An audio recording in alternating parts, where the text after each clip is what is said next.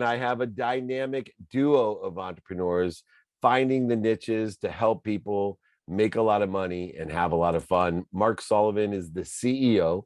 Josh Zieglowsky is the co-founder and CBDO of ERC Specialists. Welcome to the Playbook, Josh and Mark. Hey, thanks for having us. Oh, it's exciting.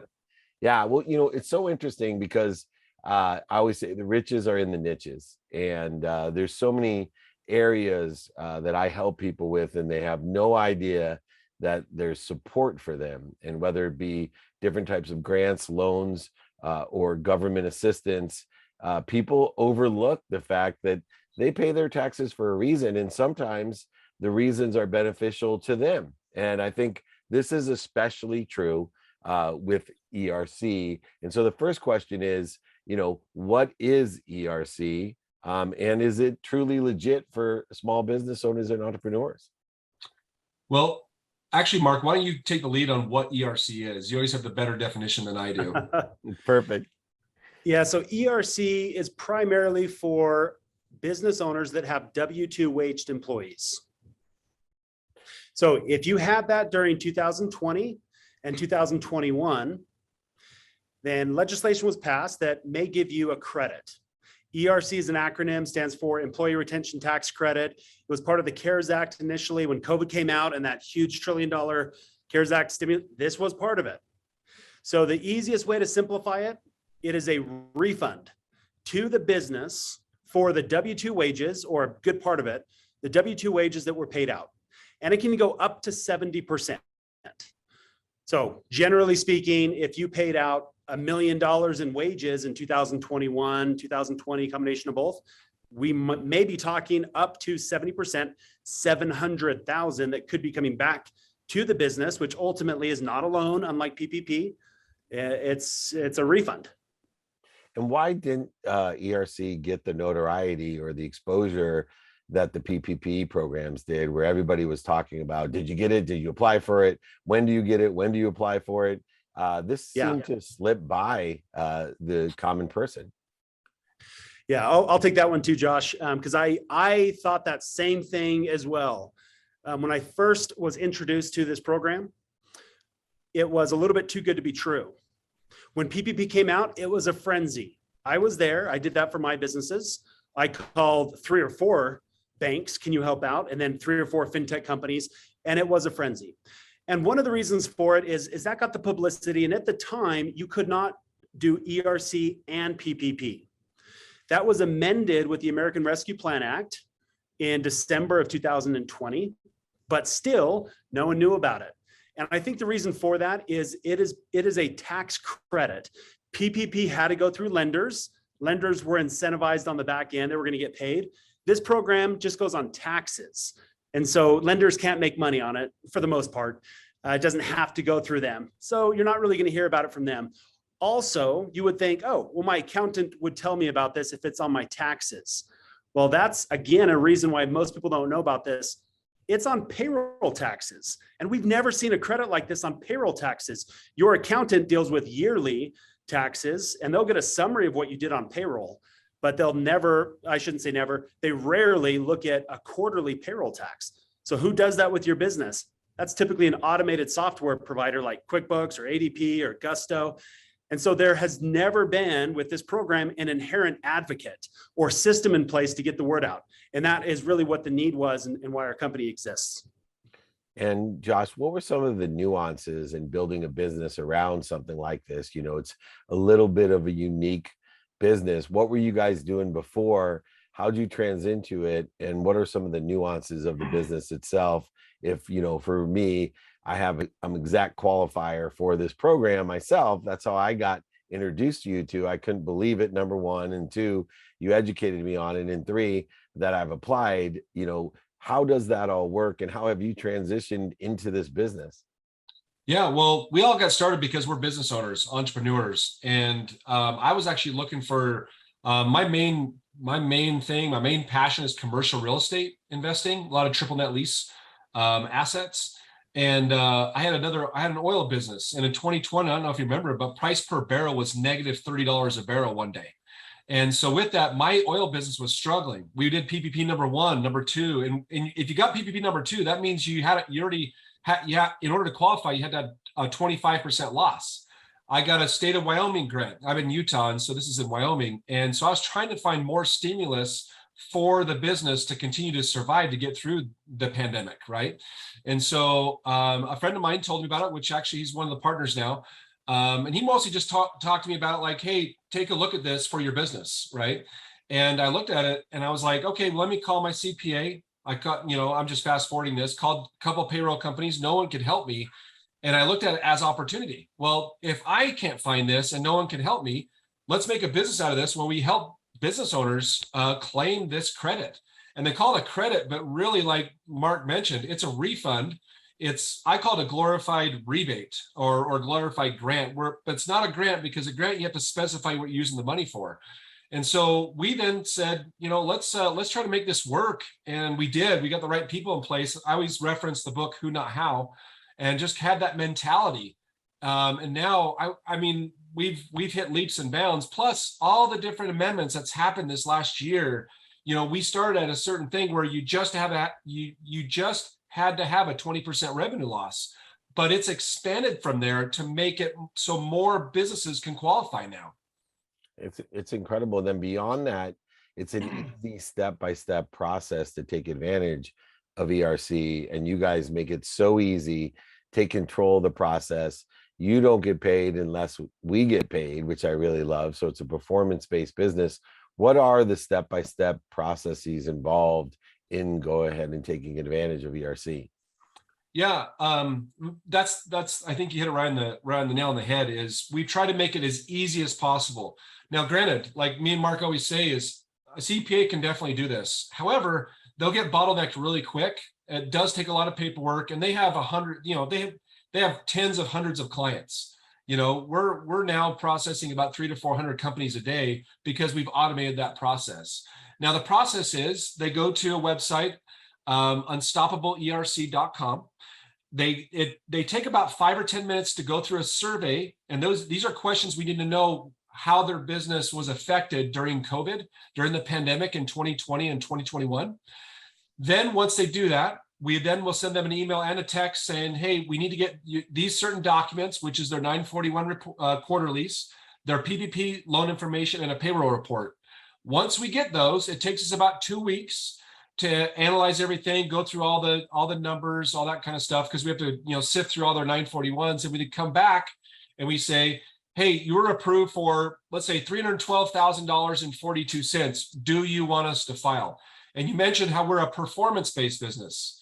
The reason why we did that is, just like Mark mentioned, a year ago when we started the business, this was too good to be true. In order for us to have any type of clientele, we said, we're going to go in this with them. In other words, it does take 6 to 8 months for the IRS to send out the money. We're going to share in that credit, and we're not going to charge anything up front as far as filing fees to do that for them. So we're going to get 15% of what they get on the back. And so when they hit that DocuSign, they click it, they still haven't given us a credit card, and now we wait 6 to 8 months for the check to come.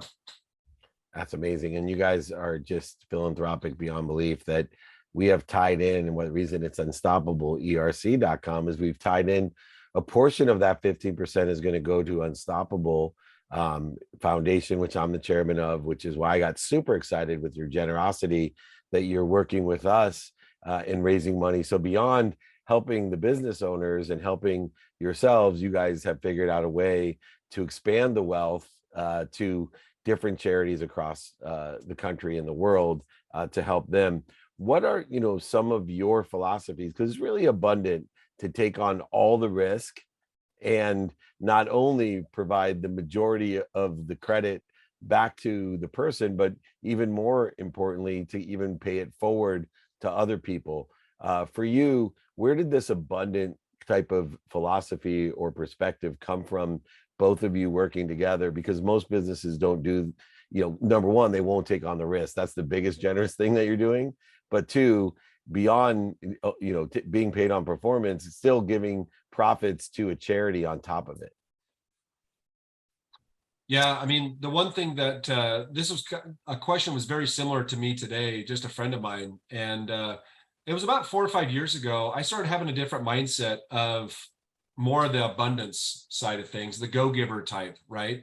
And I've kind of noticed from reading The Go-Giver and other books kind of similar to that, that things, instead of throwing up on people on this is what I do, this is how I want to get paid, we kind of took a step back, and it's definitely paid out dividends. I mean, I don't know how more to explain it than kind of the secret, of out there. You're naming all the great ones for me as Yeah. I'm in the movie, Beyond the Secret on Netflix. I've had Bob Oh, Burg. nice. Bob Berg's a great podcast for those people that want to listen to it. And it's funny you said that, because I think Mark and you, Josh, when I think about the Go-Giver, which, by the way, most people don't know that Profar, the star of the Go-Giver, the protagonist of the Go-Giver, is based off of Bob Proctor, who's one of my mentors. And so that Bob Berg had written that book about what he had learned from Bob Proctor.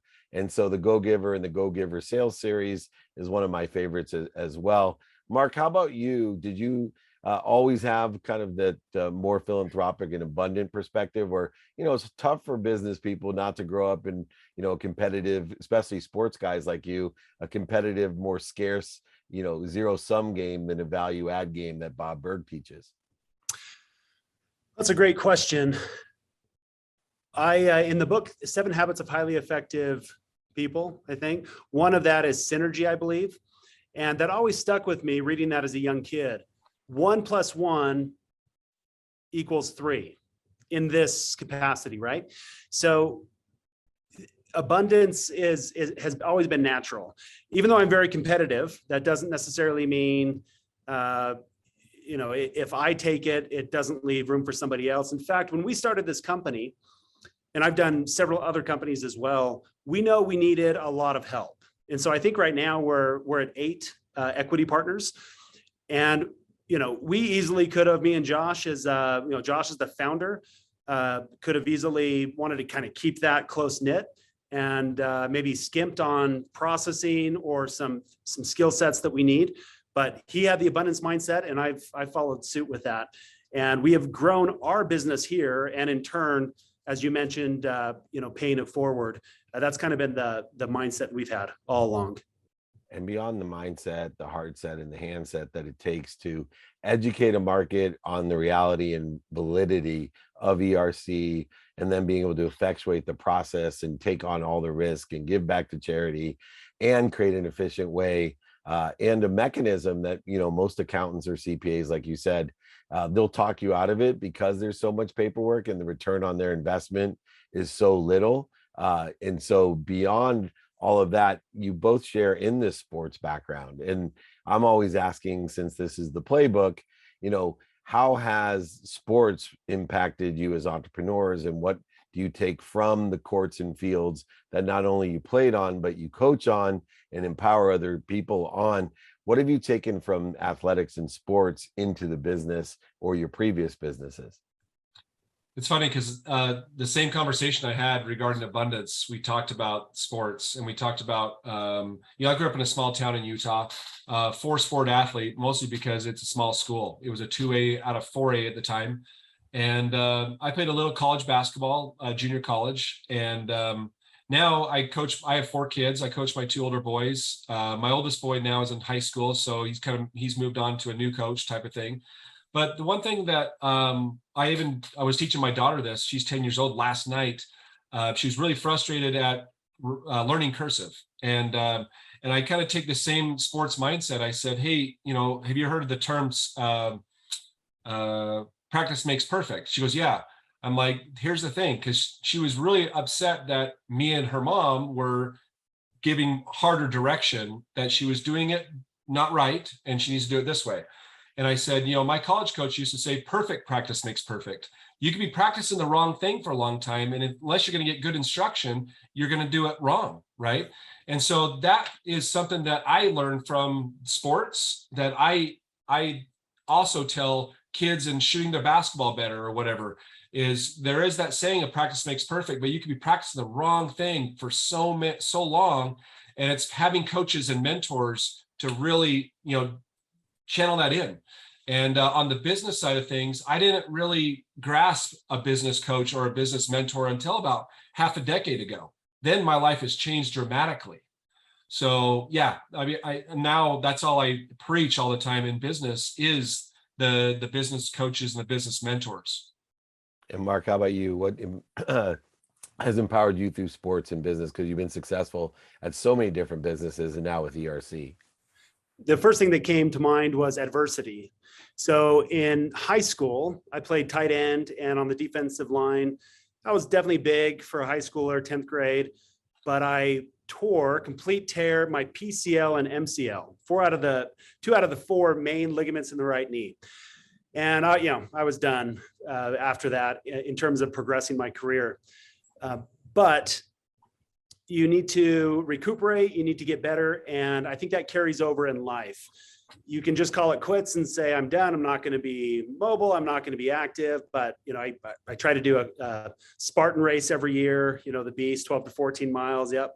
Those types of things, and try to stay as active as possible. I as well have 4 boys, and being able to kind of continue that sports with my kids, I've enjoyed. But as it pertains to business, you're not going to hit it out of the park, day one or business 1 or business 10, but you got to continue to persevere with investments or business, and eventually just find that one that really takes off for you.